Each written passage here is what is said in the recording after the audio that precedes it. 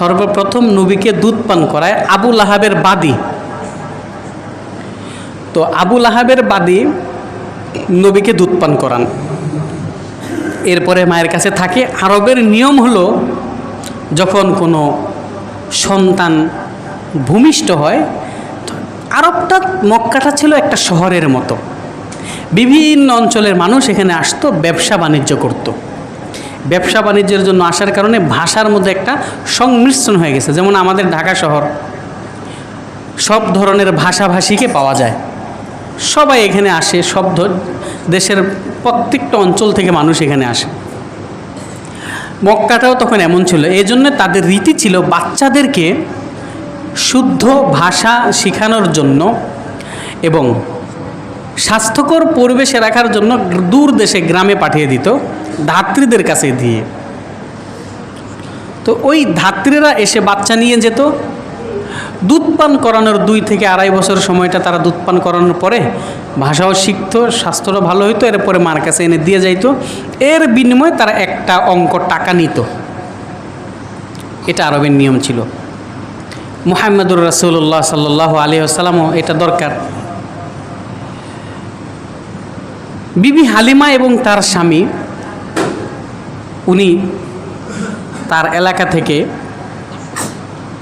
বাচ্চা খোঁজার জন্য তার ওই মহিলাদের গ্রুপ থেকে সাদ গোত্র, এই জন্য ওনাকে হালিমাই সাদিয়া বলা হয়, ওই গোত্র থেকে তাদের মহিলাদেরকে নিয়ে এসেছে বাচ্চা তালাশ করার জন্য। বিবি হালিমা বাচ্চা নেওয়ার জন্য যখন মক্কার উদ্দেশ্যে রওনা দিল, ওই হালিমার কোলেও একটা বাচ্চা ছিল। তিনি যেই গাধার উপরে সোয়ার হয়ে এসেছেন, ওই গাধাটা অনেক দুর্বল ছিল। দুর্বলের কারণে তার গোত্রের অন্যান্য মহিলাদের গাধার সাথে সে চলে হেঁটে এসে পারছে না, পিছনে রয়ে যায়। অন্যান্য মহিলারা তার উপরে ক্ষিপ্ত হয়ে যায়, হালিমা তুমি এইটা কোন ধরনের গাধা এনেছো? তোমার গাধা তো আমাদের সাথে চলতে পারে না। ক্ষিপ্ত হয়ে গেল, গাধা তো আমাদের সাথে হাইটে আসতে পারে না, তোমার জন্য আমরা কতক্ষণ অপেক্ষা করব। ওই কাফেলা আগে চলে গেল, হালিমা পিছনে, তার স্বামী আছে। ওই মহিলারা মক্কায় আগে আগে যাওয়ার পরে সব বাচ্চাদেরকে, ধনীদের বাচ্চা সে নিয়ে নিছে। সবাই মুহাম্মদ সাল্লাল্লাহু আলাইহি সাল্লামের কাছে আসে। আসার পরে জিজ্ঞেস করে বাচ্চার বাবাকে, আব্দুল্লাহ। যখন শুনে এটা এতিম, বাবা মারা গেছে, তখন আর বাচ্চা নেয় না। এটা বাপ না, এটা নিলে কি আর টাকা পাবো? তার বাবা থাকলে না আমাকে কিছু টাকা দিবে, এর বাবা নেই, এতিমের নিয়ে খাওয়াই লাভ আছে কোনো? এজন্য কেউ তার বাচ্চা নেয় না। বিবি হালিমা তিনি ছিলেন একটু দুর্বল, গরিব টাইপের, স্বাস্থ্য নাই তেমন, তার উটটাও দুর্বল, তার কুলে আবার একটা বাচ্চা আছে। এখন তাকে কেউ বাচ্চা দেয় না। তো তোমার কুলে তো একটা বাচ্চা আছে, তুমি হেরে দুধ খাওয়াইবা নাকি আমার বাচ্চারা নিয়ে খাওয়াইবা? এই জন্য তাকে কেউ বাচ্চা দেয় না। আর অন্যান্য মহিলারা এতিম মুহাম্মদকে নেয় না।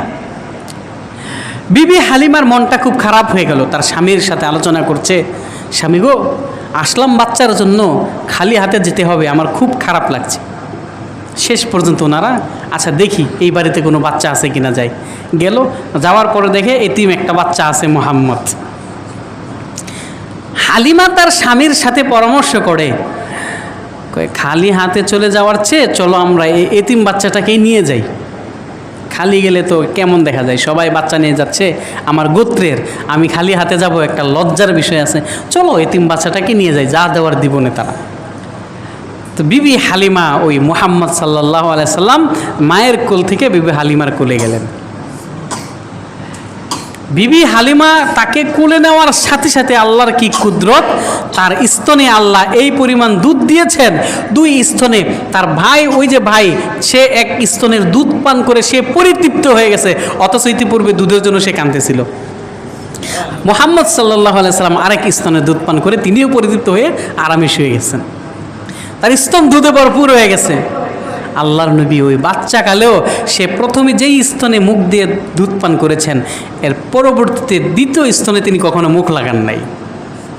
সুবহানাল্লাহ বলবেন না? তিনি যে স্তন থেকে দুধ পান করেছেন এটাই পান করে, দ্বিতীয়টা থেকে মুখ লাগান নাই, মানে দ্বিতীয়টা যেহেতু আমার দুধ ভাই আছে সে তো দুধ পান করবে, এর জন্য দ্বিতীয় থেকে তিনি খান নাই। দুধ ভাই আছে তো। বিবি হালিমা মুহাম্মদকে কুলে লইয়া বাড়ির দিকে যখন রওনা হয়ে গেল, বিবি হালিমা তাকায়া দেখে তার যেই গাধাটা অনেক দুর্বল ছিল, এই গাধাটা আসার সময় চলতে পারে না, সমস্ত গাধাগুলোর পিছনে সে পড়ে রইল। এখন এই গাধাটার শরীরে এত শক্তি, কুদরতি পাওয়ার, এমন পাওয়ার গাধার শরীরে চলে আসছে, তার গোত্রের সমস্ত মানুষ যারা আগে চলে গেছে তাদের সকলকে এই গাধা পিছনে ফেলে দিয়েছে। এখন অন্যান্য মহিলারা বলে, হালিমা তুমি কি জাদু করছো নাকি? হালিমা তুমি জাদু করেছো নাকি? তোমার বাহনটা কি সেই বাহন যেই বাহনে চলে আমাদের সাথে সাথে চলতে পারতেছিলে না, আর এখন এটা আমাদেরকে পিছনে ফেলে যাচ্ছে? শুধু তাই নয়, হালিমা বাড়িতে যাওয়ার পরে তার উটগুলোকে রেখে এসেছিল, উটের উলনে কোনো দুধ নাই, একদম শুকিয়ে আছে।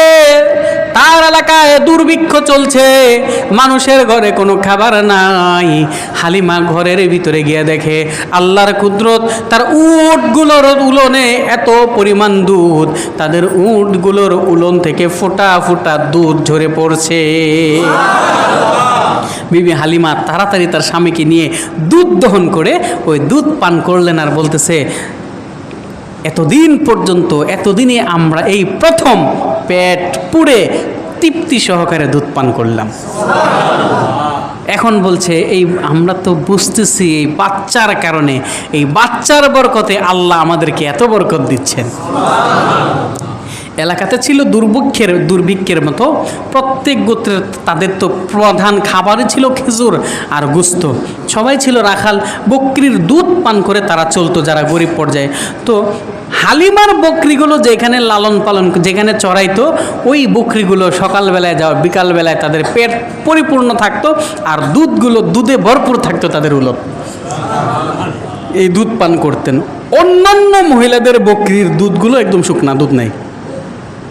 বাকি মালিকেরা তাদের রাখালকে বলে, আরে হালিমার রাখালের যে জায়গায় বকরি চড়ায় তোমরা সেখানে নিতে পারো না? হালিমার রাখাল যেখানে বকরি চড়াইতে যায়, ওই তাদের সাদিয়া গোত্রের সমস্ত লোকের রাখালরা ওইখানে বকরি চড়াইতে যায়। দিন শেষে দেখা যায় একমাত্র হালিমার বকরিগুলো দুধে ভরপুর। এইভাবে চলছে বরকত তার সংসারে, শান্তি আনন্দ তার সংসারে চলে আসলো। আল্লাহর নবী বড় হচ্ছেন, উনি এক সপ্তাহে 1 মাসের মতো বাড়তেন, 1 মাসে 1 বছর পরিমাণ বাড়তেন। এইভাবে আল্লাহ নবী বাড়তেছিলেন। আল্লাহ নবী সাল্লাল্লাহু আলাইহি সাল্লামের যখন দুধ ছেড়ে দিল, এখন নিয়ম অনুযায়ী তো তাকে মার কাছে ফেরত দিতে হবে। হালিমা মার কাছে ফেরত দেওয়ার জন্য যাচ্ছে, কিন্তু মন কোনোভাবেই চাচ্ছে না যে এত বরকতওয়ালা ছেলেটাকে আমাদের কাছ থেকে চলে যাক, আরও কিছুদিন তাকে আমাদের কাছে রাখার দরকার। এই অবস্থায় মক্কায় গিয়ে পৌঁছে দেখে মক্কায় মহামারী, পাতলা পায়খানার মতো মহামারী হচ্ছে। এরা সুযোগ পেয়ে গেছে আবেদন করার, যে বাচ্চাটাকে তো দিতে মন চাচ্ছে না, সুযোগ পেয়ে গেছে আবেদন করা। এখন আবেদন করতেছে, এলাকায় যেহেতু সমস্যা হচ্ছে, আমাদেরও মন চাচ্ছে না তাকে দিতে, তাহলে অনুমতি দেন, আর কিছুদিন আমরা আমার সাথে রাখি বাচ্চাটাকে। পরে মা আমেনা ভাবলো, ঠিকই আছে, এলাকায় মহামারী চলতেছে, থাক, ওইখানে আরও কিছুদিন থেকে আসুক। ওরা আবার মুহাম্মদ সাল্লাল্লাহু আলাইহি সাল্লামকে নিয়ে বনি সাদের দিকে চলে গেলেন। বনি সাদে যাওয়ার কিছুদিন পরে ঘটনা হইল কি, তার ভাইয়ের নাম ছিল আব্দুল্লাহ, দুধ ভাই, হালিমার ছিল আব্দুল্লাহ আর নবী দুইজনে। আব্দুল্লাহ বকরি রাখালি করে, আর আল্লাহর নবী তার সাথে ওইখানে আছে বা খেলাধুলা করে বা সাথে আছে। হঠাৎ করে আব্দুল্লাহ দৌড়ে এসে তার মাকে ভয় পাচ্ছে, হাঁপাচ্ছে, কি হয়েছে মা? 2জন লোক এসেছে, আমার মক্কার ভাইকে শোয়া তার বুককে 2 ভাগ করে ফেলেছে, তার কলিজা বের করে ফেলেছে। এই কথা শুনে সবাই ঘাবড়ায় গেল, দৌড়ে মদিনায় গেল। এরা গেল দৌড়ায়, ওখানে গিয়ে দেখে আল্লাহ নবী সাল্লাল্লাহু আলাইহি ওয়াসাল্লাম অবস্থায় আছেন, সুস্থ আছেন, ইনি হাঁপাচ্ছেন। ভয়ের একটা ছাপ ওনার চেহারার মধ্যে ছিল। বললেন, কি হয়েছে? এই কাহিনী হয়েছে, ভাইয়া যেটা বলছে এটা সত্য। ওনারা ঘাবড়ে গেলেন, ভয় পেয়ে গেলেন, পরে তাকে নিয়ে মক্কায় দিয়ে আসছে। এটা হচ্ছে শাক্কে সদরের কাহিনী। এটা 4 বার হয়েছে আল্লাহ নবীর। সর্বপ্রথম এটা, আরেকবার হয়েছিল নবুয়তের সময় হয়েছে একবার, আবার হয়েছে আপনার 40 বছর বয়সে একবার হয়েছে, মোট 4 বার হয়েছে, বাকিগুলো এখন জেহেনে নেই। আচ্ছা, শাক্কে সদর কি? জিব্রাইল আমিন আল্লাহর নবীর কাছে আসলেন হাসার পরে ওনার সিনাটাকে ফাঁক করলেন, করে আল্লাহর নবীর অন্তরটা বের করছেন, বের করে একটা স্বর্ণের পেয়ালাতে রেখেছেন, রেখে ওইখান থেকে কালো একটা জিনিস বের করে ফেলে বললেন, হাযা নাসিবুম মিনাশ শাইতান, এটা শয়তানের অংশটা বের করে দিলাম। দিয়ে জমজমের পানি দ্বারা তার এই কলবটাকে মুবারককে ধৌত করেছে, ধৌত করে আবার স্বস্থানে রেখে আল্লাহর হুকুমে এটাকে মিলাই দিচ্ছে।